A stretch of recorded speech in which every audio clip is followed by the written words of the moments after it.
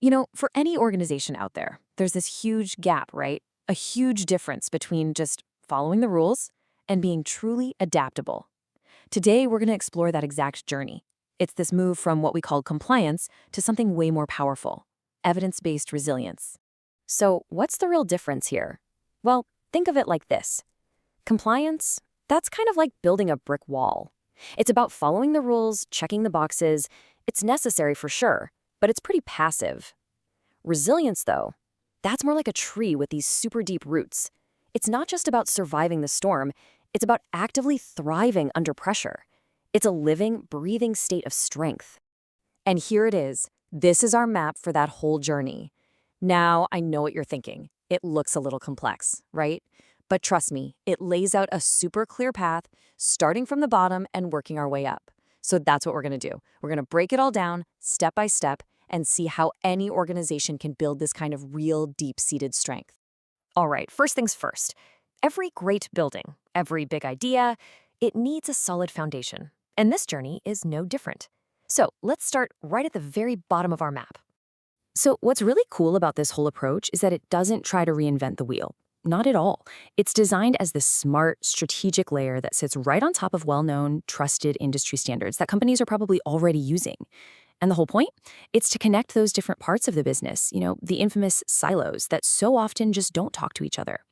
Okay, so if you look at the base of that diagram, you probably noticed a bunch of acronyms. Let's just quickly demystify those so we're all on the same page. Think of these as the established blueprints or rule books that a ton of industries already lean on. You've got NIST for cybersecurity, COBIT for IT governance, ISO for information security, and ITIL for IT services. This is the bedrock, the solid ground our whole structure is built on. Okay, so our foundation is in place. Now let's move up to the next level. Because every system needs an engine, right? Something to actually drive it forward. And this model has a really powerful one, designed specifically to turn plans into real-world action. And that engine is called Minimum Viable Capabilities, or MVC for short. To put it simply, this is the part of the whole system that actually gets things done. It's the mechanism that takes a big, high-level strategy and translates it into real, sustained action right there on the ground. So, what are the actual gears inside this engine? Well, they're these 7 core capabilities: govern, plan, change, innovate, execute, design, and assure. Every single one is a critical function, and when they work together, they're what drives the whole organization forward. They make sure that your strategy isn't just some dusty document sitting on a shelf, it becomes a living, breathing operation. All right, now we're getting to what I think is the dynamic heart of this entire model. You see those 2 intertwined loops right in the middle.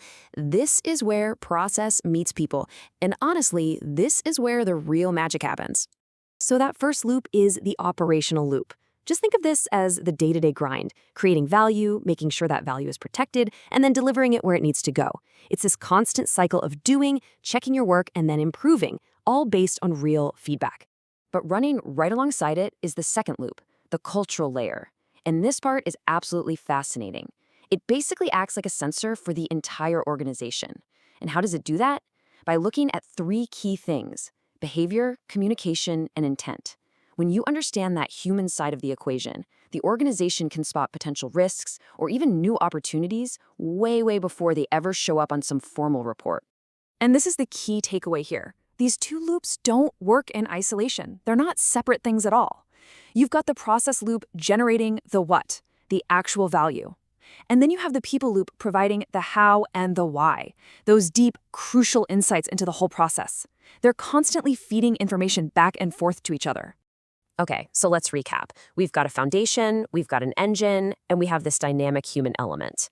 But how do you know any of this is actually working? I mean, how can you be sure? Well, to answer that, we need to climb a little further up our map. This next stage is all about one thing: proof. You can call it the evidence mechanism. This is where you move beyond just claiming you have good performance and start backing it up with hard, measurable data.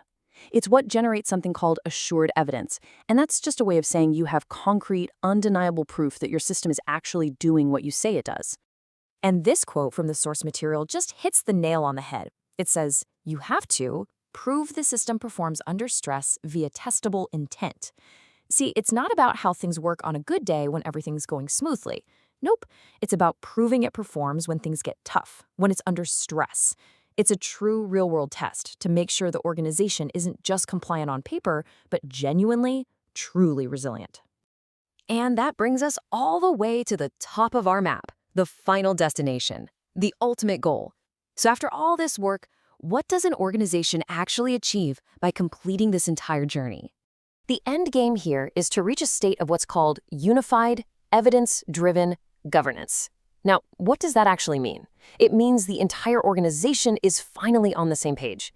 It means everyone is making decisions based on real proof, not just guesswork. And it means you're achieving outcomes that you can actually measure and, most importantly, that are truly resilient when faced with real-world challenges. So what does this actually look like in practice? Well, it means the organization develops 6 really powerful attributes. First, it becomes strategically self-aware. Then, its performance becomes truly measurable. This naturally leads to that genuine resilience we've been talking about, where everyone is held accountable. And here's a big one. Because all of its strength is backed by that assured evidence, it's always audit-ready. No last-minute scrambles. So all of this leaves us with one final, really important question to think about. When you look at your own organization, are you just building a facade of compliance? Just checking the boxes to say you did it? Or are you doing the real, hard work of building that deep, evidence-based resilience that you're going to need to face whatever the future throws at you?